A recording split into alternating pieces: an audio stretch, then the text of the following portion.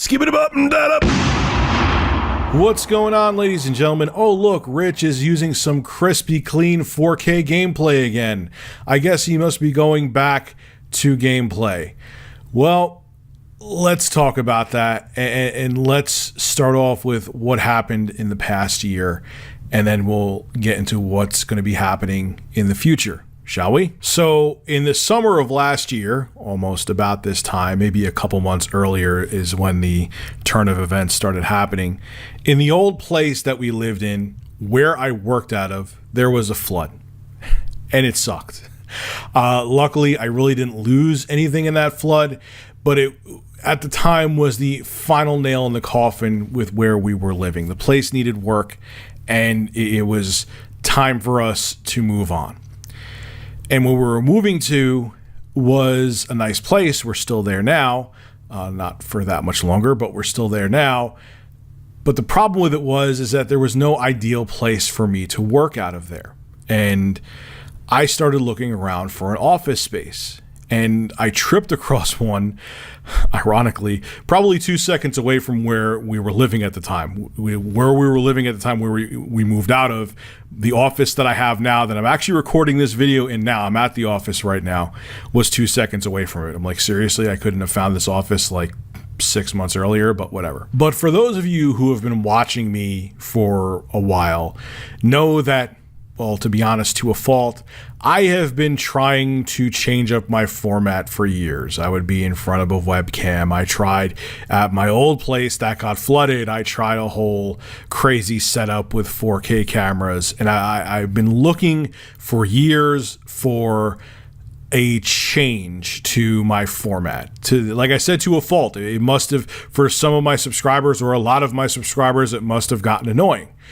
And I finally found this office, which again was by luck, and my head exploded. I was like, you know what? I'm going all out. I went and bought the GH5, got insane lighting, got all, a high-end top-down camera to do unboxings. I had a guy come through and help me build the set, so on and so forth. And what's funny, you should have listened to the son of a bitch. Well, what was funny was the guy who I was working with, I still work with him to this day, he's a great human being, is he said to me, Rich, you're not going to listen. And he was right, I didn't. But I honestly feel for the news stories, you should stick to gameplay, and for other things, you film live. He's like, people want to hear your opinion, people like your voice, people like the format that you're using. I know you want to change, I just don't feel it's necessary for your news stories. I'm just letting you know, it's kind of what makes you different from everybody else. And of course, at the time, I didn't listen. I was like, hell no, I'm going all out. I'm going to have the best production when it comes to the gaming news genre on YouTube, and no one's going to touch me. And it did it was received positively. It was the format that I had, the newest one, for the past year that I had it, which you got to give me credit for that one. I didn't flip-flop. I stuck to it for almost a year. Yeah, I went all out. The production value was insane. I had, that GH5, at least when you're not moving constantly or doing anything, has similar video quality to the Cinema Red cameras that people use. But I noticed something throughout the time that I was doing it. There were some months I had insane growth, like when the whole Bully Hunters thing happened, I was gaining like 2,000 subs a day. But in the end, my numbers averaged out to be the same.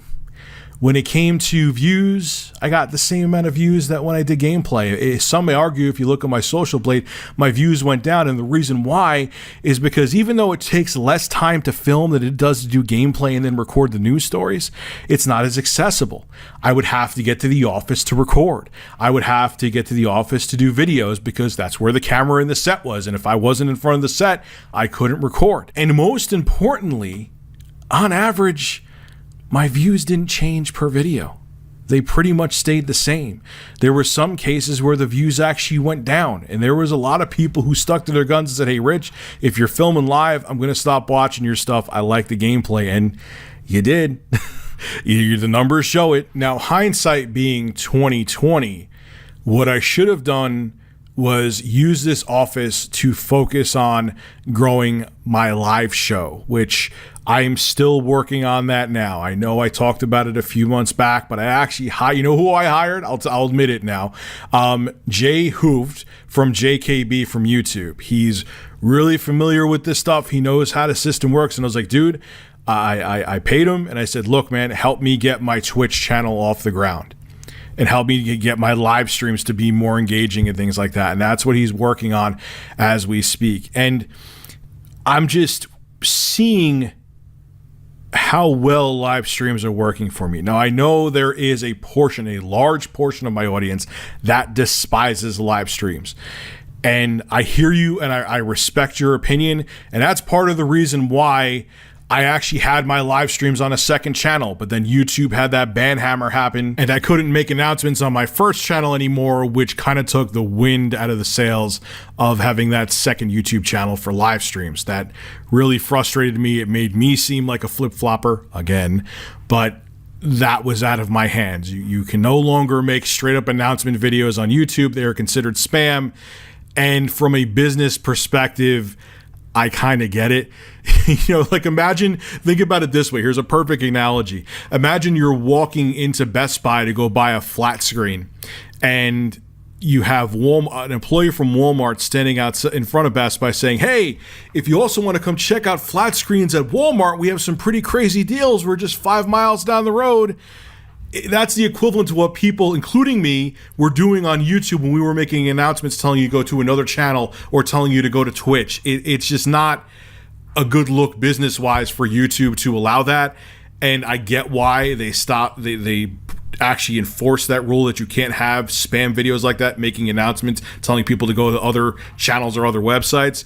But it still sucked though. I'm like, are you kidding me? This is happening now. I just told people to check out my secondary channel for streams, and now I can't do that anymore. But the thing is about my live streams, especially my current ones, where I have them being topic-based and they're more formulated, is that they do extremely well. Even when I just have shoot the shit live streams, or I'm just talking to you guys and you ask me questions about just whatever, whether it be personal questions, political questions, or tech and gaming questions, the support I see via Super Chat, and I'm going to start having Streamlabs in there, is absolutely phenomenal. And then the structured streams where they're topic-based, perfect example is my stream where I was talking about Angry Joe and the quartering. That stream, even view-wise, did phenomenal, where it got the same amount of views basically that on average some of my videos get. And that's a huge long stream, and YouTube loves view time. So not only am I getting community support via live streams, when I do topic-based live streams, they get a great amount of views, and because they're such long videos, and there's so much view time, they also do financially well for me. So I'm seeing a lot of positive things coming out of these more structured live streams, and I can't ignore that. And I wish I focused on that from the inception of me getting this office. Instead, I went in the wrong direction. I have to admit that more than likely, and I'm one of the few people that will admit this, that I've probably peaked on YouTube, and I'm okay with that. I'm absolutely okay with that. And you know why I'm okay with that? I've had a longer run than like 97% of people that do this on here. I'm not saying my channel is in its decline, or I'm going to shutter the doors of Review Tech USA in 6 months from now. I still get decent views. I still some months get sub growth. My sub growth is all over the place, but I've been doing this full time for over 5 years now. And I'm very lucky that I've lasted that long. There's people who have 6 million subs who their channels are now irrelevant. And the fact that I could still, get people to watch the content that I make, with how many times that I've flip-flopped, but I can get people to watch the content that I make for as long as I've been doing this, is really damn humbling. And I'm very, very appreciative of that.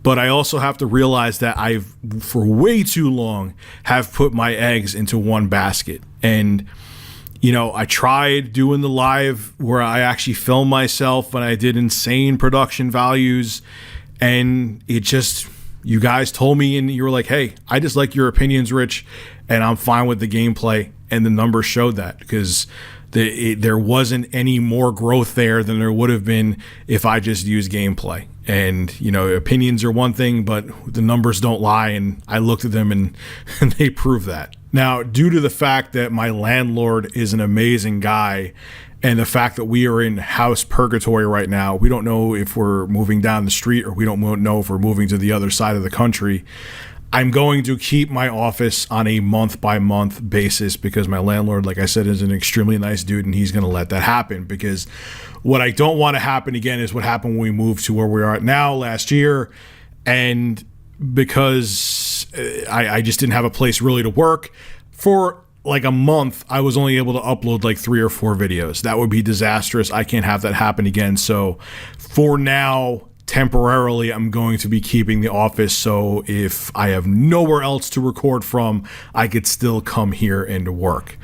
The only reason I would permanently keep it is if this becomes like my live stream headquarters, which I'm going to talk to my colleague again, and we'll see if that's something feasible and viable to do.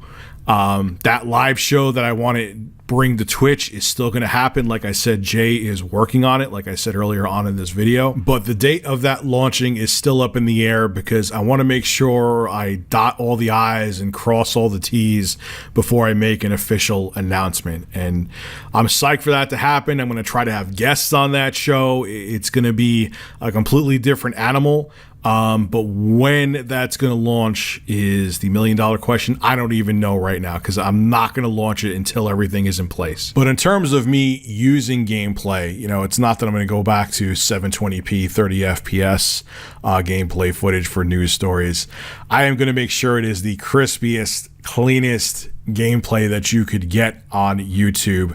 As you've noticed, all of my gameplay, when the game allows it, has been in 4K, sometimes even 60 FPS, and that's because I've been capturing my footage with the AverMedia GC573 internal PCIe 4K HDR capture card. And it does one hell of a job, man. And I'm hoping relatively soon, once I figure it out. I've even talked to Magix to try to get an answer out of them. And I don't think anyone really knows how to render and edit HDR footage properly yet. Like, even people who are like, they made Vegas 16 HDR capable, but how to properly work within the color space and all that, people are like, well, it handles it. YouTube has guidelines. Good luck. But I'm going to try to figure that out too, how to upload. I would love to upload 4K HDR whenever I could. And on top of it, right now I'm using an AT2020 microphone, but I've upgraded my microphone. I've had the mic, but I brought it back out in AT4040. I'm using a high-end preamp to go into the computer. So even though it's gameplay, it's still going to be some of the best on YouTube, if not the best. And I'm going to make sure that standard stays, because I love the way the 4K footage looks. It looks gorgeous, even with YouTube's heavy compression. So I'll end this video by saying, look, I tried the new format for almost a year, and I didn't flip-flop back a couple weeks in like I usually do, you know, buckling the pressure of people commenting and saying they don't like it, which is a rare thing for me. I genuinely tried. There was a couple times I used gameplay due to bad weather or some, you know, things that were out of my control. But in the end, it just didn't benefit the channel the way that I would have liked it to. And you just have to be humble and realize that some things don't work out. You got to cut your losses and move on. And it takes a good amount of humility to do that, man. It is tough, but you got to do it. I still think I have a bright future with entertainment. It just may be down a different path. This is Rich of Review Tech USA signing out. Have a good one.